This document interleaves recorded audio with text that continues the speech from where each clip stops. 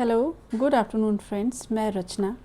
आज सोचा आपसे एक बचपन का किस्सा शेयर किया जाए, इसीलिए मैं आप लोगों के साथ जुड़ गई। दोस्तों, मैं असम में पढ़ा करती थी सेंट्रल स्कूल में और अपने भाई साहब के साथ स्कूल जाया करती थी। मैं नर्सरी क्लास में पढ़ती थी और वो 5th स्टैंडर्ड में पढ़ते थे। खाने पीने का मुझे बचपन से ही बेहद शौक़ था और हम कंबाइंड टिफ़िन लेकर जाया करते थे, अलग अलग नहीं।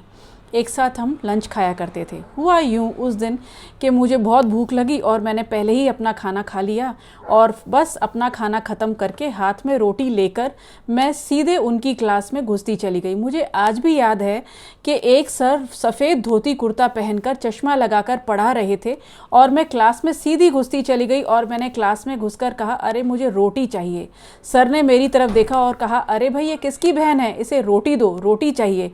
भैया तुरंत खड़े हो गए थे और उन्होंने डेस्क में से टिफ़िन निकालकर मुझे दे दिया था। टिफ़िन लेकर भी दोस्तों मुझे तसल्ली नहीं हुई। मैंने कहा नहीं नहीं, रोटी चाहिए और भिंडी भी चाहिए। पूरी क्लास जोर से हंस पड़ी थी। सर ने कहा, अरे नहीं भाई, इसे रोटी दो और भिंडी भी दो। भैया ने मुझे सारा टिफ़िन दे दिया था और मैं रोटी चबाते हुए क्लास से बाहर आ गई थी। दोस्तों, वो पल मुझे आज भी याद आता है। भैया ने घर आकर मम्मी से कहा था, मम्मी कल से इसे अलग से टिफ़िन देना। आज ये मेरी क्लास में घुस गई थी और इसने कहा रोटी दो और भिंडी भी दो।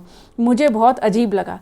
तो दोस्तों, वो बचपन बड़ा प्यारा था। आज मुझे भिंडी काटते वक्त अपना वो बचपन याद आ गया, वो स्कूल का किस्सा याद आ गया, कैसे रोटी चबाते हुए मैं क्लास में घुस गई थी और मैंने कहा था रोटी चाहिए और भिंडी भी चाहिए।